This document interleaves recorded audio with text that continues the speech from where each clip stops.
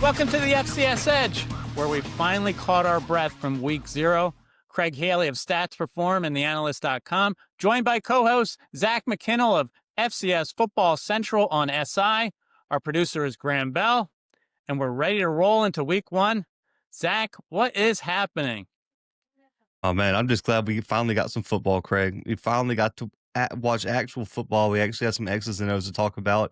We got a little bit of an appetizer last week, but now we get the full course this weekend, and we got a bunch of games, hopefully a bunch of FBS upsets. We got a lot to talk about today. I agree. I mean, this is a jam-packed episode. Besides week 0 and week 1, we'll also be talking to Stan Becton, the FCS national reporter for NCAA.com. And as we get started here, Zach, a shout out to you. Under the radar players to watch in week 0 last week, you gave us the FCS Edge on theanalyst.com. You mentioned Joe Mason of Nichols, Chris Mosley, the running back at North Carolina Central, Octavius Eisen Mercer, a transfer from Charleston Southern. You said to watch out for these guys under the radar on week 0. They really panned out. Hey, I got to give credit to those guys, man. Joe Mason was a guy that I was a little bit surprised wasn't getting enough love. I just think people kind of forgot about him, to be honest with you, because of his injury. And I think you saw what happened when he got back to 100%. But you mentioned, I mean, Ison played really well. I'm hoping he's okay. I know he got banged up there toward the end. We also mentioned Trey Holly from Southern, who had a pretty big game. And also too, I thought with Idaho State, man, the one guy I wish I would have caught was Deshaun Brooks of their running back, man, who had an absolutely amazing game for Idaho State, had well over 100 yards rushing and had an amazing game. And I felt like we've added a good percentage last week, Craig, and giving people the guys to watch. Well, Idaho State almost beat UNLV. They lost 38-31, took it into the fourth quarter. Great performance against an 11-win FBS team last year. Now, here's one of the games that stood out, of course, in week 0. How inexcusable was UIW, number 5 in the preseason, their performance against Nichols down in the Southland, 20-6. Nichols won. What are some of your thoughts from this game? I was really okay. So every time we have an upset like this, Craig, I feel like people in the media focus too much on kind of chastising the team that lost. I just think we got to give Nichols some credit. I thought the defensive scheme and gameplay that they came out with was amazing. And I think it all started with Jake Delmato and Joe Mason up front, where they just were unblockable. I mean, Craig, they combined for 5.5 tackles for loss, 3.5 combined sacks. And the other thing was they hit that big 55-yard touchdown late in the second half. It was early in the fourth quarter, and Incarnate Word missed on so many of those big plays, whether it was a drop, whether it was an overthrow, whether they had a turnover. Nichols hit the big play when they needed to, and that was the biggest thing in this game because I don't know about you, Craig. I felt like Incarnate Word's defense lived up to the hype that we kind of sold last week. Outside of that big 55-yard pass, they held Nichols to like 2.5 yards per play, which is elite. Nichols only had a 30% success rate, but Incarnate Word's offense was so bad. I think you saw Torres's inability to really understand his protections. I think that first hit where I believe it was Dalmato just whooped the left tackle and caught him not looking and had that big forced fumble that really shook him up because you saw him come back with the interception and he just never really seemed to regain his confidence. And I'm going to be very curious to see how Incarnate Word adjust because they were not able to establish to run all to help them. And I think the issues just compounded on themselves this weekend. Yeah, I agree that, it was a little bit of a surprise out of Richard Torres. I mean, he'd been good in the past when he's been in there. He was actually our Stats Perform freshman of the week 2 years ago. I believe it was his first start. I think you're right that it kind of snowballed, that he lost his confidence and then it just gets in your head. I'd have to think he this kind of performance he leaves behind him. At the same time, there is a roadmap for opponents now to knock off this highly touted UIW team. Now, we also had Tarleton State 42-0 against Portland State. Trey Page with a big game on the ground. How about the North Carolina Central Southern game? It was 31-14 in the MEAC SWAC Challenge. a little bit of a statement, I think, by North Carolina Central. Yeah, I thought this was a statement win. Now, maybe, Greg, maybe they just aren't as good as like I'm giving them credit for in terms of Southern, but their offense at times was really, really bad. And I know statistically, people are going to look at the stats and say, "Oh, well, they ran for this many yards and they had, I think they averaged almost 7 yards per play." But outside of those two big explosive runs, one being the Cam McCoy rushing touchdown early, then Trey Holly broke out about an 80-yard run, they couldn't do anything offensively. And at one point, they had less than 100 yards total offense outside of those two plays. And I think the big thing was they just got dominated on the line of scrimmage. I mean, Chris Mosley averaging over 4 yards per carry before contact. They pancake Kelby Givens. I mean, there was times, Craig, where the defensive tackles were behind the linebackers with their back turned toward the ball. And as a former O lineman, anytime that happens, I feel real good about my chances to win that game. And they weren't able to pressure Walker Harris at all. And he's a rhythm quarterback in a scheme that he's very knowledgeable about because he's been around Central for so long. And Matt Leone is an amazing OC. He just got to sit in the pocket, Craig, and they played 8 yards off, and he just took everything underneath. And then when you add that with the run game was so potent, really and truly North Carolina Central got whatever they wanted. If it wasn't for that Walker Harris fumble early in the end zone, they probably put this one away even earlier than they ended up doing. Yeah, they certainly pulled away, and it was a definitive win. One last game, of course, the FCS Kickoff Classic down in Montgomery. Good news is the sun came up the next day because late Saturday, with the lightning and the weather, this game was declared a no contest with number 8 UC Davis ahead 23-17 against number 11 Mercer. Only 7.5 minutes left in the game. It's unfortunate that it doesn't count. Mercer made a nice comeback being down 23-3 to make it 23-17. What is your takeaway, how you view this game, especially later in the year? I'm going to be honest with you, Craig. As a voter, in the Stats Perform Top 25, I'm still counting this when I submit my ballot this upcoming weekend. Now, I don't think it counts as a loss for either team, but man, how much more did we learn about Mercer and UC Davis this weekend? I don't know about you, Craig. I feel like I know these teams a whole lot better than I did a week ago, and I'm not just going to forget what I saw. I'm not going to forget what I saw from Caden Pennick in the first half because I think what you saw was the duality of a redshirt freshman quarterback. You saw his ceiling early, where he was just such a freak athlete making plays. But then in the second half, Mercer made some adjustments, and you saw that redshirt freshman come out of him, and it took him a little while to kind of figure out, to find his rhythm again. While Mercer, on the other hand, man, let's give Mike Jacobs a round of applause. He does not get enough credit for how good of a coach he is. They made those second half adjustments, and Mercer looked like a different team.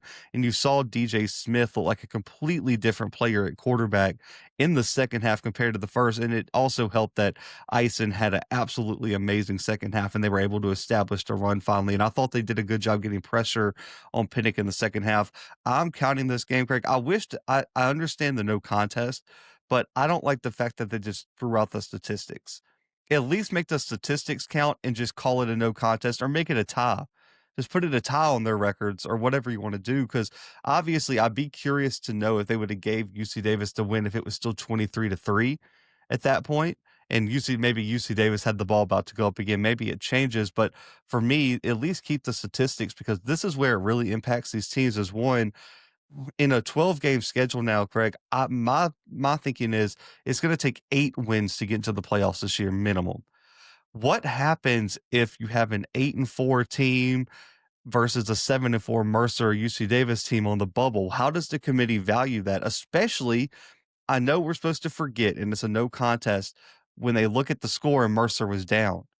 Does that impact the committee? Because we all have biases, Craig, and they're humans at the end of the day. Does that hurt Mercer, especially coming off a year where the SoCon only had one bid? And the Big Sky is going to be looking to get an extra team in there. So if it's UC Davis, and don't tell UC Davis fans Big Sky gets a benefit of the doubt, Craig, because they've been the team that's been left out multiple times on the bubble over the past few years. So they feel like they could be in trouble. And then two, and I'll wrap this up, is Buchanan, Walter Payton. How big was losing all those stats for Rex Connors? Because DBs are already at a disadvantage, but he had 12 tackles and was playing out of his mind. Now, Craig, with only 11 games, I really do think it kind of removes Rex Connors completely from the Buck Buchanan race because he's just not going to have the statistics to get into the conversation, in my opinion. Well, hopefully voters for the season-ending awards, are able to remember this as well, and not overlook a performance like Rex Connors had in this game. So we'll see how it goes. I agree. I think it's tremendous how you point out you don't count it as a loss for either team. You kind of look at the positives when you're evaluating the teams and say this, that. So those are excellent points. Now you mentioned our stats reform FCS top 25 poll. North Dakota State, number one, of course, the defending national champions. Last week we had Coach Tim Polasek on as our guest. They're starting the year at the Citadel, 203 straight weeks in our poll. It's a record, number one going in. But this week, FCS versus FCS is terrific, but FBS games kind of dominate. 47 out of 87 overall are FCS versus FBS. Who's going to get it done in week one? Yeah, I think it starts with Idaho, Washington State for me. That's the game that I'm really going to be tuned into just because of all the FCS ties. You have Jimmy Rogers, you have a bunch of South Dakota State players, especially defensively. Really curious what Joshua Wood looks like for Idaho. I've heard so many good things about just his athleticism and what he can bring to that offense. I know a popular pick is Abilene Christian Tulsa. Craig, the only reason that gives me hesitancy, if this was last year, I'm picking Abilene Christian, but they have a lot of turnover on the offensive line, a lot of turnover at D tackle. And I think Trey Lamb, man, I think me and you both really respect him as a coach. And Trey Lamb has been a guy that can rebuild programs. If Trey Lamb wasn't the head coach of Tulsa, I'd be way higher on that one. But I think if I had to put my money on one pick, it'd be the Tarleton Army game. I'm really, really high on Tarleton. I was high on them in my preseason top 25. I was high on them before week 0, but 42-0. And Craig, they played 30 players that played at least 10 snaps this weekend defensively. The depth that they have defensively is unbelievable, and a lot of those key D2 transfers really stepped up last week defensively. Victor Gabalis didn't even have to do much. Trey Page was supposed to be the backup, and look at what he did on the ground last week. I'm hoping Tylen Hines comes back, but I've really liked what I saw from Cody Jackson at receiver 2. I think Tarleton at Army on Friday night is going to probably be the first FCS over FBS upset of the season. I think, that last week's results in week 0, I think it has made two teams stand out. Tarleton, obviously, off a shutout. Going to Army, I think they certainly have a shot here. I think I ranked them number 4 on my top 10 possibilities. Uh, they answered a lot of questions offensively after, losing Britton at running back, losing Cooper at wide receiver. I think they showed a lot last week. So, I agree that they have a shot against Army. Well, I think another team that stands out is Nichols after last week. I mean, I give them a shot now against Troy. The way they beat UIW, that defense is formidable. I think that's a live one. Idaho's a terrific one. I do like Abilene Christian. I think Stone Earl, has returned at quarterback. He was their starter in 2021. Lots of experience. I certainly feel they can beat Tulsa, but that you did point out a great factor. I do think Montana State even has a shot against Oregon. I think with that running attack, it's just relentless year after year, reloading at offensive line in the running back unit. I think they have a shot, even though, Oregon, I believe, is preseason number 7. But how about beyond this week? Which FCS versus FBS games stand out to you, overall? I think was it? I think it's next week. Jackson versus Southern Miss would be when I'm looking at, man. It's been a long time since the SWAC has pulled off 1985, 40 years. And I thought Jackson had a good shot. If you remember, I think it was Dion's first year. They almost knocked off ULM. James Houston gets ejected. There were some questionable calls there, but That one's gonna be tough. I'm a big fan of the new coaching staff that they run in at Southern Miss. Braylon Braxton was the Sun Belt Newcomer of the Year last year, but Jackson checks a lot of boxes for me in terms of experience. If they go out and dominate Hampton, I'm gonna be looking at that game as one that potentially I think that one has a really, really good shot to be an FBS upset, and I'm rooting for it, man. It would be so good for the SWAC and the perception of the conference to pull that one off. Another one to keep at HBCU as well, North Carolina Central Old Dominion. If North Carolina Central can dominate the line of scrimmage like they did, if they come out and beat New Hampshire this weekend, man, talk about some momentum going into that Old Dominion game. That would be a massive win for the MEAC, who does have some recent history of knocking off FBS programs. You even think back to that historic Howard upset a handful of years ago, where I think it was the biggest upset point spread wise in college football history. So I think those are two that I'm looking at past week one as potential FBS upsets. I like I think the SWAC storyline is the FCS versus FBS storyline of the year. I also think Florida A&M can beat FAU. September 6th, it's the same day as the Jackson State Southern Miss game. I've been saying for a number of years now, this is the year the SWAC gets it done. I certainly, think this is the year finally, 40 years later, after Eddie Robinson and Grambling last beat Oregon State. So we'll say there's so many wonderful FCS versus FBS matchups, 126 overall this season. So lots to look forward to this week and all season long. Now we're going to go to a break. We'll be back with an interview with Stan Becton of NCAA.com. And as we break from the FCS Edge, here's Jerry Rice to tell us how it's a special season for the FCS National Freshman Player of the Year Award. Hey everyone, it's Jerry Rice. It's the 15th season of the Anniversary Award. So what I want to say to you guys is that it's been an honor for me. I feel like, those that have passed on and those that are still here, I'm here representing them.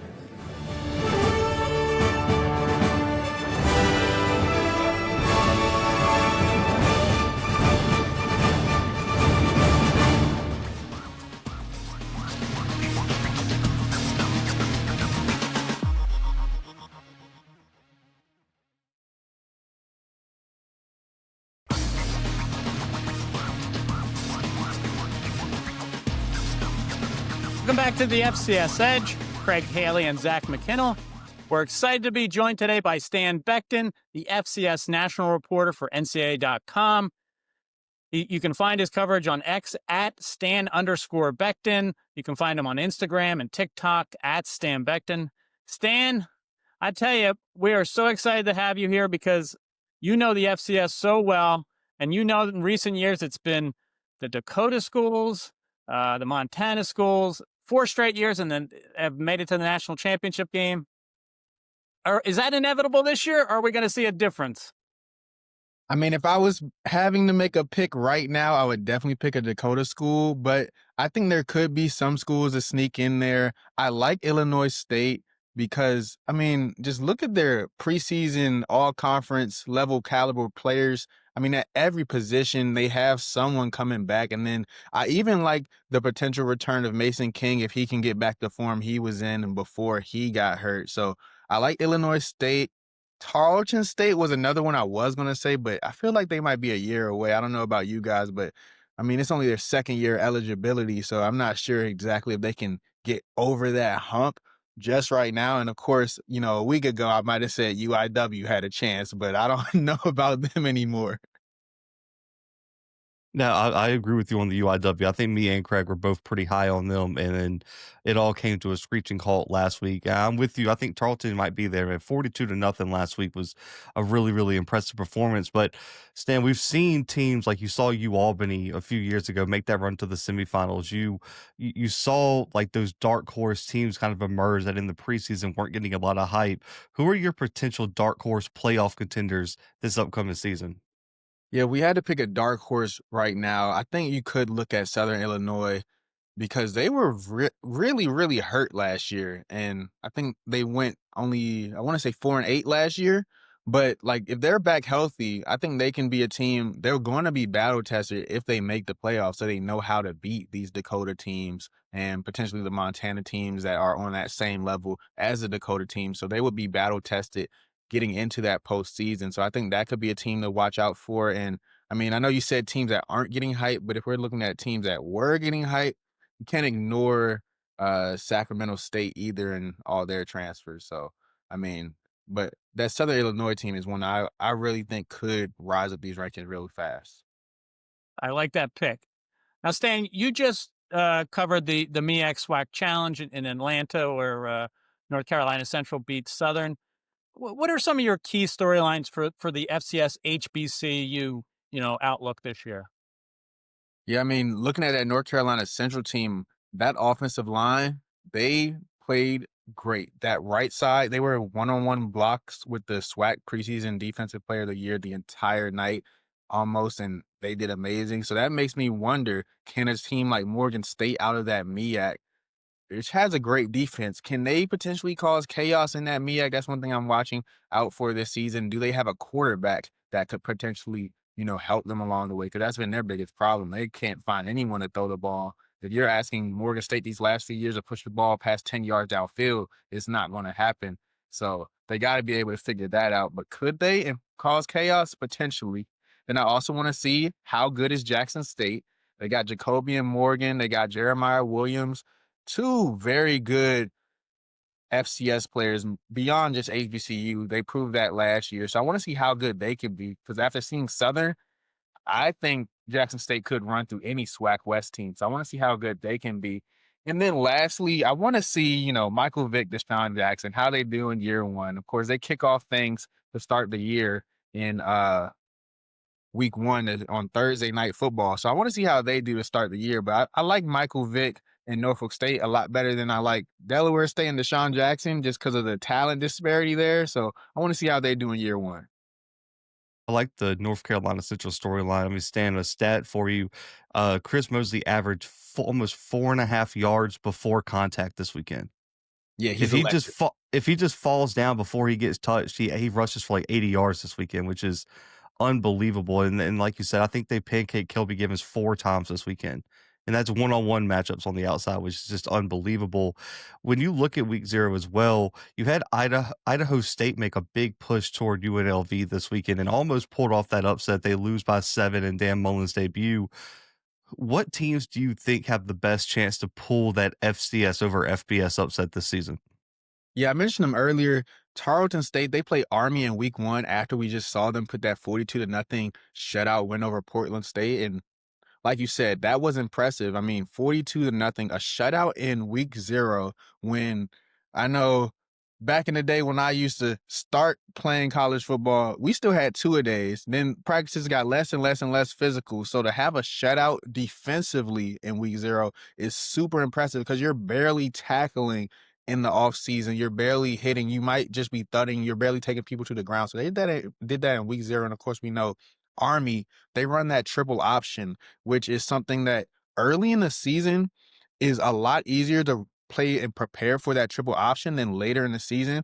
We played a triple option team called Geneva College back when I was in college, and we ended up playing them early in the season one year. And all preseason camp, we did like a whole 3 days of just triple option practice. So having them early in the season, you get a lot more chances to prepare and focus on all the different motions and things of that nature. And with the way Tarleton State played in week 0, their discipline, I think that they might be able to bring to that Army game. I think they might be able to knock them off because Army, they're good, but they're not projected to finish too high in the American, and they lost their quarterback from last year. So Tarleton State has their quarterback returning, so that's another thing that they have an advantage over Army. So I think that could be like the first upset we get of the entire season there.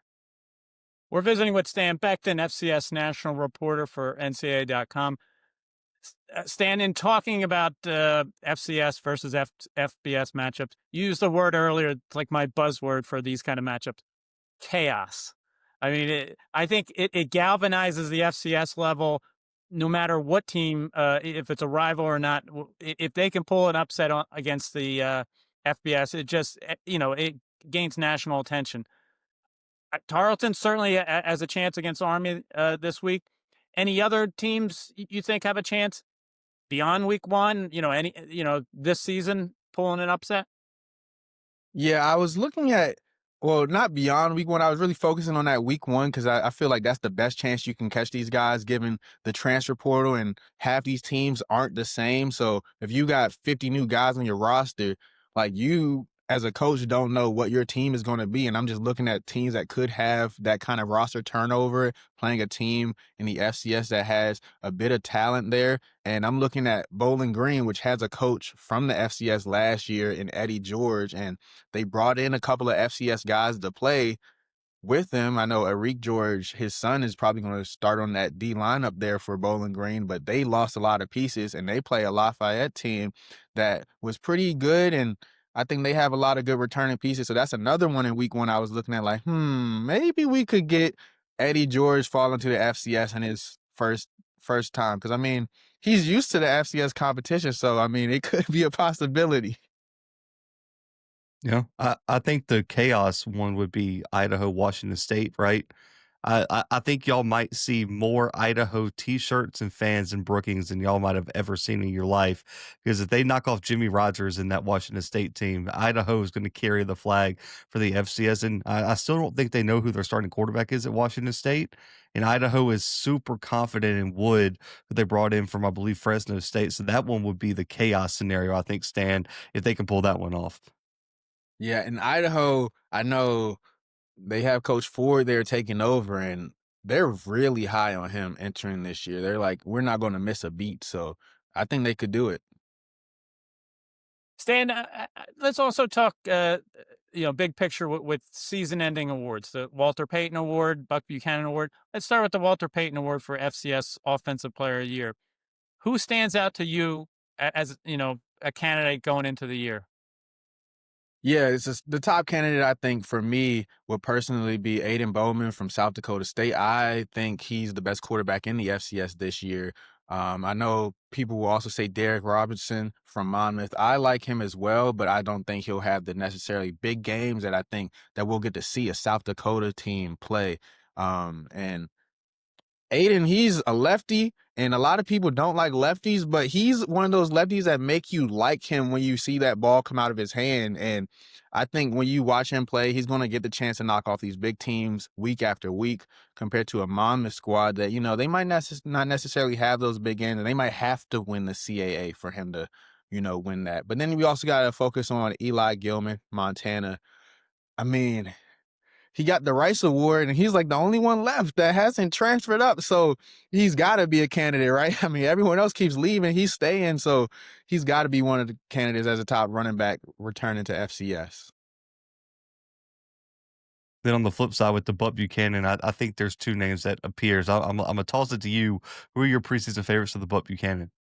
Yeah, my number one preseason favorite is a guy who tried to leave us this offseason. He tried to leave, and he's back. He, sometimes you get that girl, you say, oh, we need to go on a break, and you just miss her so much. You got to come back. I think that's what AJ Pena did for Rhode Island, because he is a terror off the edge, and he also makes those tackles when he's playing off the ball as well. So he's going to have high tackling numbers. I believe he had 80-plus tackles last year and double-digit sacks and close to 20 or maybe even 20 plus. I had to check that, tackles for loss. So he just stuffs the stat sheet all around. So I think he has to be one of the top candidates. And I still think that Kelby Givens from Southern could be one of those guys that, could have the stats to put himself in that conversation. I know it was rough week 0 against North Carolina Central, but the SWAC doesn't have offensive linemen like that throughout, so he may be able to feast on some of those offensive linemen, because he's not going to play North Carolina Central every week. He does play Jackson State,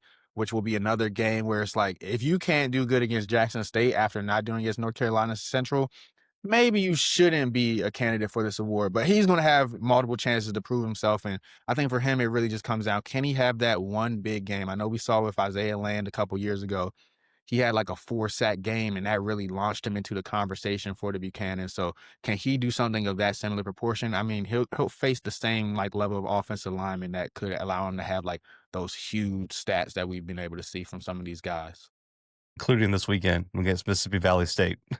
Yeah, he needs to have a bounce back week, because his averages are going to be pretty low if he only gets like 1 or 2 sacks this week. And then after having I think he had 2 tackles for loss, I want to say I saw, but he didn't have any sacks last week. So he has to bounce back to get those averages back up, because these FCS guys, we got some experience coming back this year defensively. So you got to have the numbers. Well, Stan Becton, NCAA.com. We appreciate your insight here for the FCS, not just this week, but for the season in general. We hope you enjoy the rest of the season. And when we come back for FCS Edge, we will have our Pick 'em segment with Zach and I. This is the FCS Edge.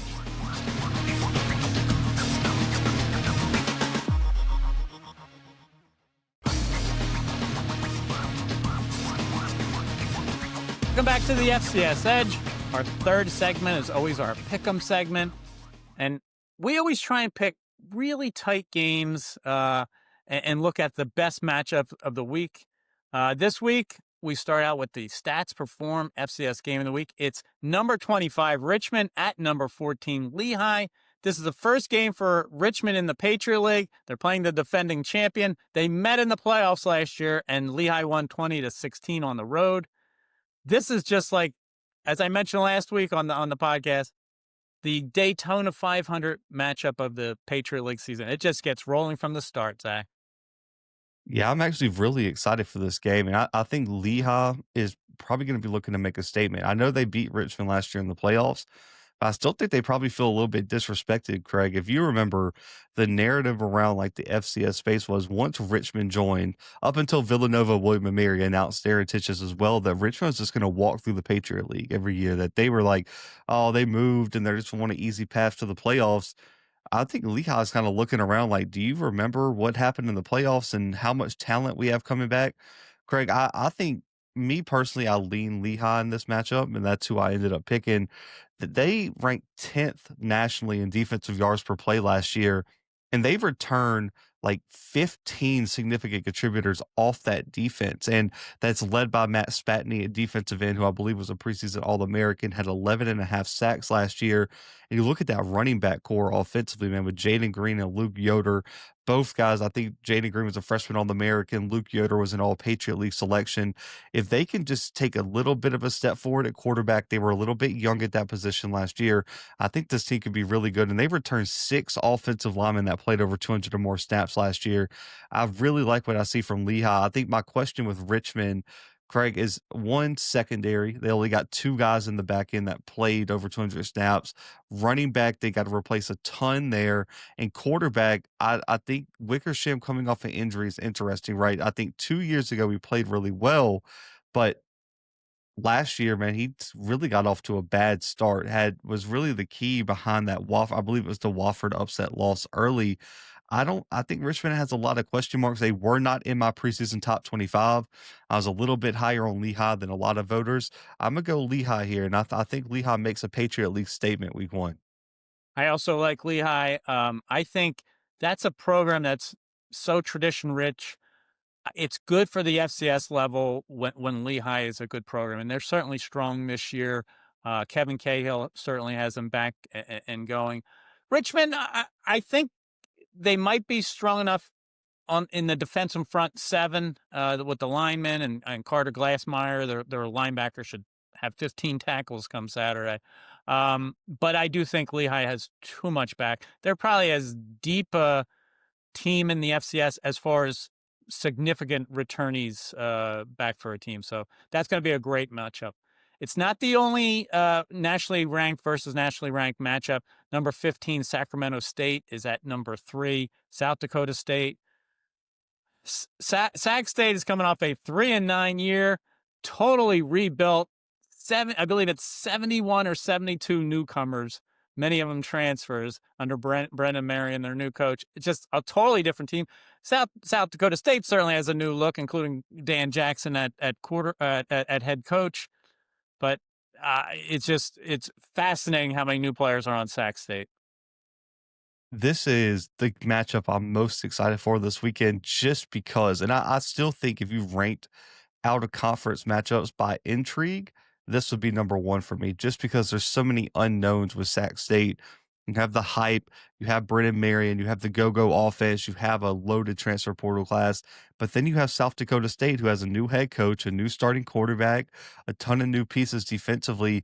The matchup for me in this one, Craig, is how does South Dakota State's defense play against a go-go offense? Because it's a scheme that requires you to be very disciplined. There's a lot of eye candy. There's a lot of weird run fits and motions and just different things you have to account for.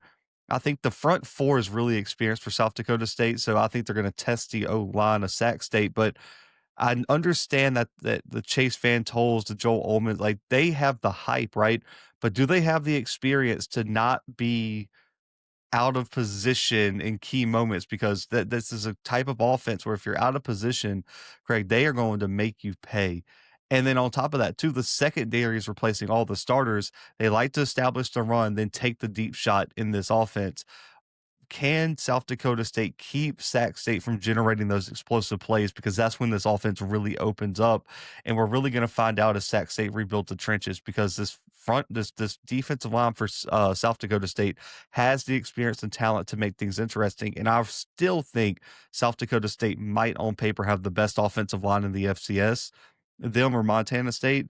We're going to find out how much size that Sac State added to this defensive line, because all that goes out the window if South Dakota State's just able to downhill run in between the tackles and just dominate the time of possession and really establish that physicality, not only with Julius Lowridge, but also Chase Mason's legs, because he's such a physically imposing quarterback, and he's been receiving a lot of NFL hype this offseason, Craig. This is the time he's got to prove it against the secondary for Sac State that brought in a lot of talent to revamp that secondary. Yeah, I think Sac State's D line. I think they have five 300-pounders now, where they didn't have any last year. They certainly will have the size. Do they? But you're right about the Jackrabbits O line. It just every year it's just crazy how they put in talented players one after another. And I think that I like South Dakota State to win this game, 29 straight at home. But I think Sac State, their mission this week is to learn from UIW last week. UIW had a lot of new faces, not as many as Sac State, but I just think the Hornets need to say, we need to gel early, and that includes good quarterback play. They certainly had the running backs to get it done, but I think that's their mission, is to learn from UIW if they're going to get it done in Brookings. Now, on our second segment, Stan Becton mentioned Michael Vick debuting against Norfolk State Thursday night, 7 p.m. Eastern on ESPNU against Towson. Fascinating game. I'm going to go with Towson, but I think, it's worth tuning in to see the Michael Vick debut. Yeah, I'm so excited for this one. I think if Norfolk could be competitive in this one, it does signal that there might be a new challenger in the MEAC, which would really be good for the depth of the conference. With already 6 teams, you would like to see at least 4 of those be somewhat competitive. I think Morgan's there, South Carolina State's there, Central's there. Can Norfolk be that next team to take that step up? And I think I'm really excited for Izzy Carter's debut. I believe he'll probably be the starter, at least see some action. And on top of that, too, they return a ton of talent defensively, man. Mike Vick did a really good job of getting some continuity. But I also think, man, Townsend's kind of been slow building, Craig, where this is the year that under Pete Shinnick, they should compete for a playoff spot. This is an important game to win on the road for Townsend. Towson has a lot of talent, and the CA being so big in recent years, it was 16 teams last year. Towson's sort of been overlooked because you get in that middle of the pack, and people aren't quite paying attention to the top like they do to the top team. So it is a big year for Towson. Now we'll keep with the MEAC. You and I both like the defending champ South Carolina State to beat Wofford, but North Carolina Central hosting New Hampshire, also from the CAA. 2 years ago, the Eagles turned some eyes with a, I think it was 45-27. They won up at UNH.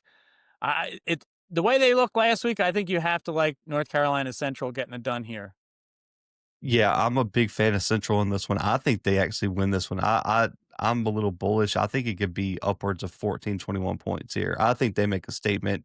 And the reason is I'm a little bit worried about New Hampshire's offense. It ranked 116th last year in offensive yards per play. Defense was middle of the pack, but they have to find a new quarterback. Wide receiver, they only got one guy coming back. Linebacker's a little young. I don't know how they match up. I don't think they match up well defensive line to Central's offensive line from what I saw. I really, really like North Carolina Central to make a statement, especially in at home. Funny enough, in Durham, in North Carolina, not Durham, New Hampshire, but I think they win the battle of the Durhams this weekend. Now, Stan Becton did mention to us about left-handed quarterbacks. Walker Harris of North Carolina Central. That's an offense that's used to him, having a left-hander. They've got. Does that factor in against the defense? Do you think? Um, Maybe a little bit, right? Because maybe you have to move your number one corner to the other side of the field, right? Because the right-handed quarterback is going to be looking a different direction than a left-handed one. So maybe it's just like a little quick flip of your defense. But I think at the end of the day, most D coordinators are going to make small adjustments for it, Craig. But it's not something that you have to really change everything that you do schematically to account for. William and Marion Furman. We finally come to a game where we have opposite picks. I'm going to go with the Tribe getting it done on the road. I think they have a lot of talent back that they've been overlooked as well in the CAA. We know about Jalen Jones, an NFL prospect in the secondary. Luke Banbury, linebacker from Cornell. Some of the other returnees in Mike London's lineup. I just think there, Tyler Hughes, he gained experience behind Darius Wilson at quarterback. I think they're a little bit better than we all realize. Not getting any national love at all. Furman, let's not. They struggled last year, but they were, SoCon champs in 2023. I think it's a great matchup, but I'm going to go with the Tribe on the road. Yeah, I'm a little bit worried about William and Mary, not in the fact that I think they're going to be a bad team, Craig. I like Jalen Jones, obviously. I like Ryan McKinnell on the offensive line, Ty Gordon on the defensive line as well. I'm interested. I also like Luke Banbury that they got from Cornell at linebacker as well. But the reason I'm a little bit more bullish on Furman is I think we see this with Furman where they go in waves because they're not the super active transfer portal team. They'll have this team that has all seniors, right? And they'll make a run and win the SoCon and compete high. But then you'll have that lull when they got 17 freshmen starting and a bunch of unproven guys, and you saw what happened last year. You look at what they have coming back. I think Trey Hedden comes back for another year. Ben Ferguson's back at wide receiver. Your safety room is loaded. Trey McLeod, Billy Lewis, Caleb Williams. They have so much talent. 4 offensive linemen come back. You have 5 guys across the defensive line come back, 3 linebackers. And then you go into the portal. I like Taylon Blaylock from Lindenwood that they added. You go and get a guy, Jordan Burrell from Lenore Ryan at inside linebacker. Then you have Wesley Abram from Westland, a cornerback for a sub D1 level, who's a really highly touted guy at corner. And then AJ Sia from North Alabama, who started his career, I believe, like Presbyterian, was an all-conference guy there. So I'm really excited to see how much better this Furman team could be. And I'll be honest, this is a coaching pick as well. I'm a huge fan of that coaching staff at Furman because they've proved over and over again the years like this where they're being counted out, Craig, are the years that they seem to deliver. And I was really impressed talking to the coaching staff at SoCon Media Day this year. Speaking of highs and lows, Eastern Washington. They had 15 straight winning seasons. They've had 3 consecutive losing seasons under Aaron Best. Nobody's really paying attention anymore to the way they used to. Can they sneak up on a UIW, making the long trip to San Antonio? I mean, obviously, the Cardinals are reeling after their loss to Nichols. I'm going to go with UIW at home, but I do think it's a fascinating matchup. I think it's a fascinating matchup as well. And I'll say this, if they can't move the ball against Eastern Washington, we're going to have to do a full sell on Incarnate Word stock over here because this was a defense that ranked 126th in defensive yards per play. And I don't know if they're going to be much better this year, to be honest with you. And I think they have talent at wide receiver. They literally always do. But I don't think people understand how impactful Efton Chisholm really was. He was an elite talent, and you see that with him making the 53-man roster this week in the NFL. I liked the secondary with DeGene Wells, Mikael Broussard, but I am a little bit concerned about Jared Taylor just because we haven't seen him I would say do it for a full season, right? He hasn't been the full starter. I think this was a bounce back for Incarnate Word. I think they're going to get it right at home, and I think it's a long trip for Eastern Washington. And if Incarnate Word can't, like I said, if Incarnate Word can't move the ball, Craig, we have way bigger issues than just losing to Eastern Washington because the schedule gets brutal for the next 3-4 games for them. Well, they'll definitely move the ball at Southern Utah with Idaho State in town. Both teams. Idaho State almost, pulled the win against UNLV. They had some turnovers. Jordan Cook with some interceptions, some penalties. But at the same time, they looked at it as being correctable mistakes. I think this is now one of those games. We talked about a few others where we're doing a double take. I'm going to stick with going with Southern Utah. I was high on going into the year, but boy, Idaho State beat them last year, so I think they can get it done again. Next year, this would be a Big Sky matchup. Still non-conference this year, but I'll say Southern Utah scrapes by. Yeah, I'm gonna stick with Southern Utah here just because of this. I think you mentioned the game last year. That was the game that probably kept Southern Utah possibly out of the playoffs, right? Where they get to 8-4.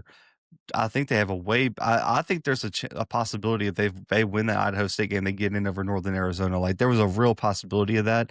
Defensively, they're going to have to get better, and they've returned a ton of talent. Lando Brown has been kind of the talk of the preseason for them. Had a really good year last year. Blake Stillwell coming in, Sebastian Adamczyk from Drake as well, and they get a bunch of other guys. Like I really like Matt Whitcomb from Montana Tech and Jacoby Spence from Sterling College at cornerback. So they did a really good job out of the portal, picking and choosing where they're bringing in talent. And I like the experience they have coming back on the defensive side of the ball, where they should take a step forward, where they ranked 110th last year in yards per play allowed. I like Southern Utah, man. I think this is the year that they need to break through and make the postseason after knocking on the door the past few years. Elaine Fitzgerald has done a tremendous job there. So we have a lot of big matchups all week. Week 1 is Thursday night, Friday night, Saturday all day long. I know you're looking forward to Sac State at South Dakota State. I hope you try and count up all 71 newcomers for the visiting Hornets. Next week, South Dakota State will be at Montana State. We'll find out who survived week 1. UIW didn't survive week 0, so we'll see if there's any kind of surprise like that this week. I know you're looking forward to it, right, Zach? Yeah, listen, there's going to be so many upsets, so much to talk about after week 1. For me, I think the first 4 weeks of the season, man, is such a learning experience, right? And then you kind of get in your groove of picking games and knowing what teams are. But I can't wait for the chaos, man, because I know we're going to be right on a few teams, Craig, but there's going to be those teams that we misjudged, and I can't wait to find out who they are. Chaos is our buzzword on the FCS Edge. So we thank you for tuning in this week. We thank Graham Bell for producing our episode, and we will catch you next week on the FCS Edge.